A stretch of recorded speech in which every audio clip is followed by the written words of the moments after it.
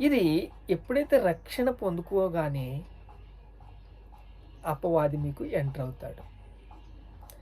అపవాది మీకు ఎంటర్ అవ్వి మిమ్మల్ని శోధిస్తూ శోధిస్తూ శోధిస్తూ ఉంటాడు. అలాగా దేవుడు విడిపిస్తూ ఉన్నాడు, అపవాది శోధిస్తూ ఉన్నాడు. మీరు దేవుని కార్యాలు ఎన్ని చూసి ఉంటారు? భూలోకంలో పుస్తకాలన్నీ కూడా సరిపోవంట. ఆయన అద్భుతాలు, రోజు ఆయన చేసే అద్భుతాలు, ఆయన ఆశ్చర్య కార్యాలు మనం జ్ఞాపకం చేసుకుంటే ఆయన నిన్ను గొప్ప చేస్తాను అంటున్నాడు. వాగ్దానం ఇచ్చాడు. నమ్మదగినవాడు. సమస్తమును సమకూడి జరుగుతాయి అంటున్నాడు. మనం నమ్మాలి. మన బాధ మనదే, మన గోಳು మనదే. మనము నమ్మంగా. ఎందుకంటే ఆయన విడిపిస్తున్నాడు, బంధకాల నుంచి విడిపిస్తున్నాడు. మేము పోరాడుచున్నది ఆకాశ దురాత్మ సమూహములతోనూ, ఈ లోకనాథులతోనూ, ప్రధానులతోనూ, అధికారులతోనూ అని ప్రార్థన చేస్తున్నాం. ఎందుకంటే సంఘమంతా ప్రార్థన చేస్తుంది. పేతురు పడుకున్నాడు శుభ్రంగా. ఎందుకంటే ఆసక్తితో ప్రార్థన చేస్తుంది. యోహానును చంపేశారు.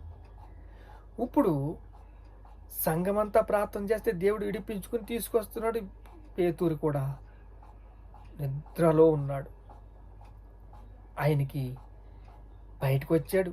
ఇనప తాళాలు పట్టుకుని బయటకు వచ్చాడు. కానీ డోర్ కొడుతున్నాడు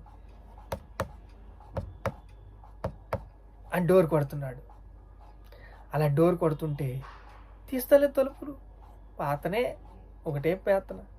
అందుకే మీకు దేవుని ప్రేమించిన వారికి, దేవుని ప్రేమించే వారికి సమస్తమును సమకూడి జరుగుతుంది. తన సొంత కుమారుణ్ణే ఇచ్చేసాడే.